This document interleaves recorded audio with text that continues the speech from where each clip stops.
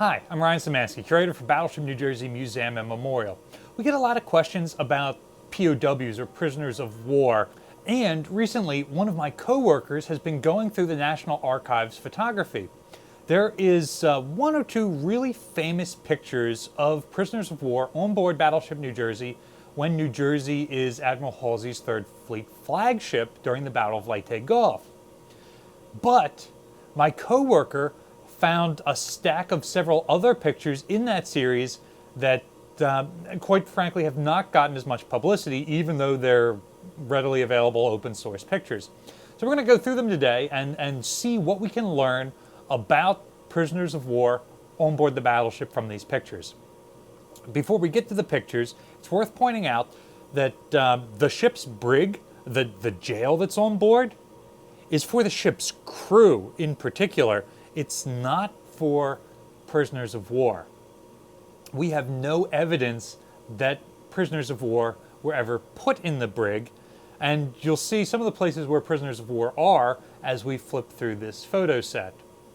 On New Jersey, our brig becomes so vestigial that alone out of the 4 Iowa-class battleships, it is removed and turned into a weight room. The one that you visit when you come on board the ship today is one of the few spaces that has been reconstructed to look like it would have during an earlier commission. So, let's start with the first picture here. This one says December 44, so probably right before Halsey's Typhoon, if I had to guess, while the ship is still operating in the Philippine Islands area. Japanese prisoners of war are bathed, clipped, deloused, and issued GI clothing as soon as they are taken aboard USS New Jersey. Prisoners getting into clothing. Location, New Jersey. Photographer, Lieutenant Commander Charles Jacobs, who, if I had to guess, was the photographer for Halsey's staff, not one of the shipboard photographers. But here in this picture, you can see it's kind of an embarrassing situation for these guys. The ship's crew has been at sea for a long time. There's nothing much going on. The press has been vilifying the Japanese, and now all of a sudden we have 3 Japanese sailors, I believe, that have been taken prisoner and brought to New Jersey. If I remember the story correctly, these were Japanese merchant sailors whose ship was sunk during part of the Philippines campaign, and they were picked up by one of the Third Fleet ships that was operating around the Philippine Islands, and then brought to Battleship New Jersey and transferred on board. There was some thought that these prisoners might be able to be interrogated, but the ship that picked them up did not have any interpreters on board, and neither did New Jersey, which is kind of surprising that on all of Halsey's staff, he didn't have a single Japanese language speaker. So here in this picture, you can see there's a gentleman kind of lower center frame who's pulling on U.S. Navy pants. So they're pretty skin and bones, and that looks like an oversized pair of pants that he's putting on. They're just taking something out of the issue room on board, also known as the Jack of the Dust, and issuing it to these guys. You can see that there are 2 other guys crouched on the deck. Looks like bars of soap and washcloths in front of them. You can see a fire hose, and you can see that the deck is wet, and that these guys have not yet been issued their clothes. In this next picture, you can see that there's a bucket of water, and these guys are washing off. Again, we're pulling these guys out of the salt water. They've been in the water for a while by the time they're brought on board. So there's a couple of reasons why they're immediately, before they even take them inside the ship, having them wash off on the main deck. One of those is diseases, pests, things like that, lice, any of those sorts of things. So they want to get them really well scrubbed down before they come inside the ship, where that sort of stuff could be transmitted throughout the entire ship. And if a ship like this gets infected with lice, bed bugs, something like that, forget about it. Between ventilation ducts and all these small corners, the furniture being built into the ship, it's nearly impossible to stop something like that once it starts to spread. Especially like a ship like New Jersey that's completely overcrowded, designed for about 2,000 crew, but with Third Fleet staff and all of the extra anti-aircraft gunners and radar operators and everyone else that's on there in wartime. She's pushing 2,700 crew. So this ship is really overoccupied. She's operating in warm climates with reduced water on board, so the crew's not washing enough. It's the perfect place for diseases, bugs, things like that to just spread everywhere. And we're not aware of any similar types of infestations or diseases running rampant on the ship. So the types of hygiene practices that they have in place, both for the crew and for POWs, seems to be effective. This next picture, again, it gives you a really good place of where these guys are. You can see one of the ship's Kingfisher float planes sitting on the catapult. So we're pretty close to the extreme fantail here. And again, you can see these three guys with their buckets, their fire hose, washing off, while just a huge number of crew members stand around watching. Oh, here's another really interesting picture. The three guys are all sitting here, but they're squatting on the deck, getting their hair buzzed really close with clippers. And again, this is for the hygiene reasons. These guys have been out in the wild now for a while. We don't know their medical records at all. There's a language barrier. So they're just buzz clipping their hair down really short so that lice can't grow there. This is the same exact thing that happens to military personnel as they go through boot camp. And in some ways today it's a tradition thing, but the reason why you do that when somebody comes into the military, why you shave them to skin here and buzz their hair, is to make sure they don't have any lice or anything like that. And so this is one of those experiences that every sailor on New Jersey has probably been through before, albeit not with 2,000 guys watching while completely naked, but it's pretty common at a military base. Just buzz the hair. Now we're making sure that there's no lice that's going to be able to spread. This, I think, is one of the more famous pictures. Here you're looking at one of the prisoners from behind looking forward. Oh, actually here, center left, you can see an enlisted photographer taking a picture as well. So it looks like Lieutenant Commander Charles Jacobs isn't the only photographer of these pictures. What's really interesting here is you can see the ship's 5-inch guns. They're all turned and pointing in different directions. The ship is coming out of some really heavy combat action around the Philippines. But you can just see how many crew members. There's not just the guys standing around the fantail here, but you can also see on top of the turrets and in the superstructure. It looks very similar to the Japanese surrender, where all these guys are getting views of the Japanese dignitaries. Here, you've got these guys taking a look. Oh. So we zoom in here, and we've got either an officer or a chief kind of center of the picture smoking. And then to his left is a kind of skinny sailor with a blue cap. Standing behind that sailor, you can see a much more heavy-set guy. I'm guessing that's the master at arms, probably one of the gunner's mates on board. And you can see he's holding one of those wooden shore patrol batons that we talked about in a previous video.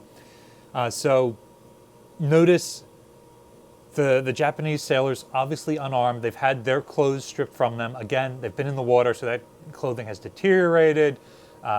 They've been wearing it for a long time.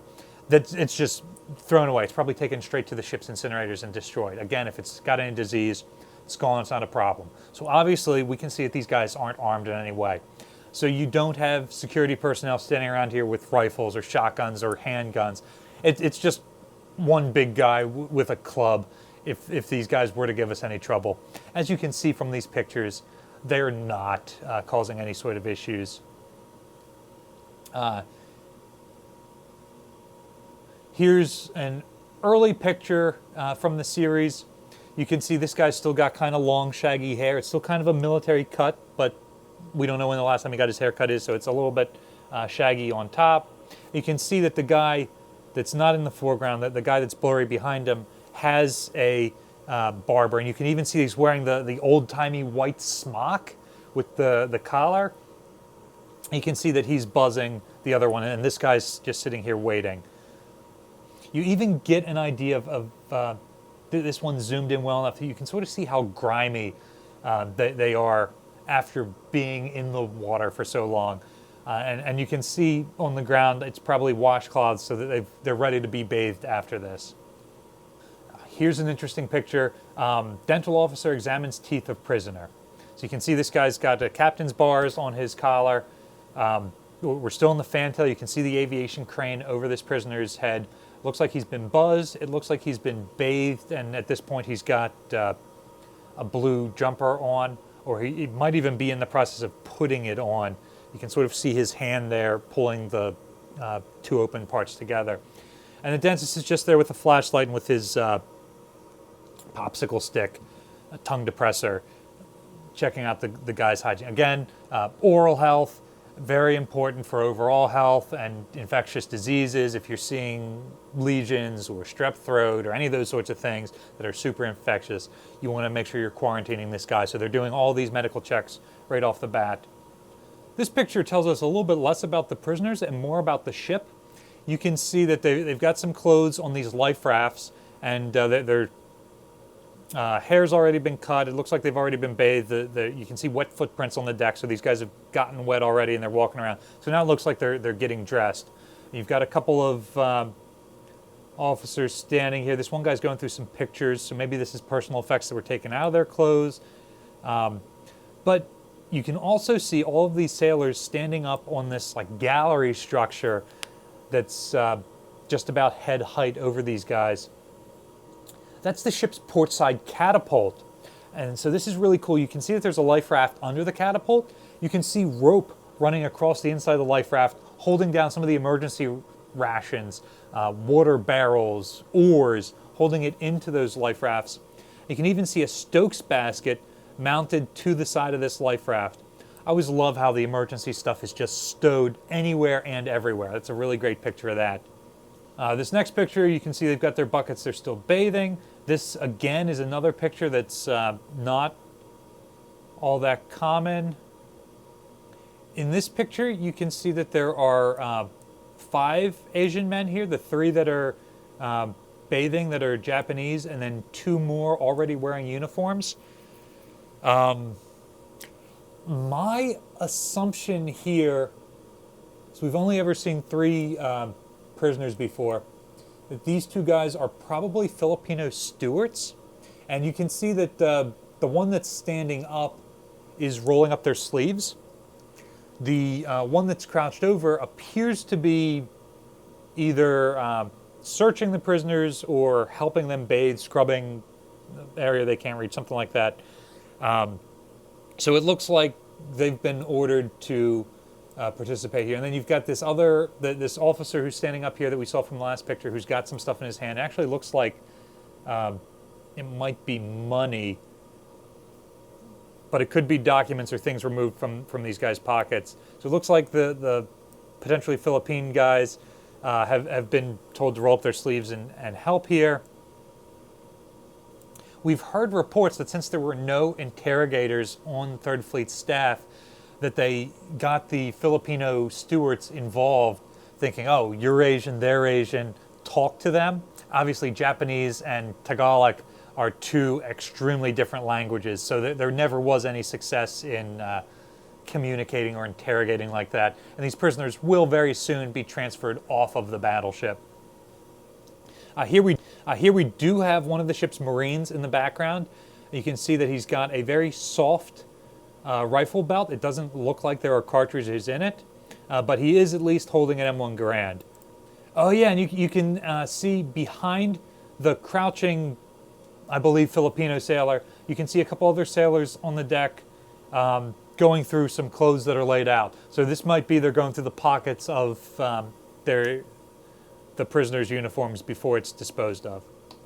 Here's another great picture of one of the barbers, and this appears to be, you can see one of the guys is wearing shorts. It appears like they're taking their clothes off, leaving it in the pile, and then crouching down to get their hair cut. Here's a really great picture. All this has happened. You can see the guy's wearing new clothes, maybe scrubs in this case. His hair's been cut. This is medical that they're in right now. But look at what this young sailor and the Japanese prisoner are doing. He's teaching them how to do a thumb wrestling. You can see that they've got their hands interlocked, and they're both looking at their thumbs while the 2 older sailors here are watching on. And you can see that both guys thumb wrestling are smiling. Like, it really says a lot about the POW experience here. They're not in the brig. They're in medical like anyone else. They're wearing sailor clothes like anyone else. They're messing around with the crew like anyone else. There's nobody armed in this picture. There could potentially be a master at arms or a Marine outside this picture, but it's not evident here. When you're rescued from the sea, when you're made a prisoner like this, it doesn't seem like there's much animosity. You're getting medical checkups, you're getting fed, you're getting fresh clothes. It seems like it's not torture and incarceration as much as, hey, this is a fellow combatant. And again, I don't think that they're straight combatants like Japanese military. I think they were merchant mariners. But still, this is an enemy, and we're treating them like a person. This is probably the first Japanese person that any of these crew members have met. And here's the last picture in this set. This person is sitting with two of the medical personnel. Looks like a medical officer and an enlisted guy. And they've got a bunch of, I can't quite tell if it's bandages out on the deck or not. Excuse me, out on the bed, or if it's something else, folded up cloths or clothing or something. So I'm not entirely sure if they've got him helping out down there while he's on board. Hey, fold these bandages up or something like that. Or if it's they're issuing him stuff, like here's your washcloth and things while you're on board the ship. But again, he's got his mouth open. He's trying to communicate. You can see that the standing officer-looking guy is listening. The sitting guy is smiling and seems to be listening with great attention. So this is a really cool set of pictures that tells us what it's like to be a prisoner on the battleship. It's really interesting. And many of these pictures I haven't seen before. You see the same couple of pictures of the guys on deck bathing in all of the books. But it's really great to have these pictures scanned and on board the ship so that we can use them and we can disseminate them. We're not aware of any other time that prisoners were brought on board the ship. We're not aware of anything from the 1950s deck logs. We're pretty sure that there were South Vietnamese soldiers that came on board the battleship, but we don't know of any North Vietnamese folks that are brought on board the ship, or Lebanese combatants during the Lebanese Civil War. So this may be the one and only time that Battleship New Jersey has prisoners on board. Of course, taking prisoners during World War II is a kind of rare thing. There's a lot of brutality going on back and forth, both American and Japanese. The Japanese warrior code says that you're not supposed to be taken prisoner. If something happens and you are taken prisoner while you're unconscious and you weren't able to kill yourself, you're supposed to bite off your tongue so you can't give any secrets. Does not appear to be the case here. We can see inside this guy's mouth while it's open. So this is a really rare set of photographs for World War II. It's a really rare set of photographs for Battleship New Jersey, and we're really excited to share it with you. What are some other topics you'd like to see us delve into research-wise? This one was because you asked about prisoners on the ship. Let us know some other topics in the comment section down below. Battleship New Jersey receives operating support from the New Jersey Department of State, also from a number of other businesses and private individuals like yourselves. Your support allows us to send researchers to the National Archives to scan pictures like this that haven't otherwise been disseminated. There's a link in the description below to support the museum. You can also support us by liking, sharing, and subscribing so more people find about us and the channel. Thanks for watching.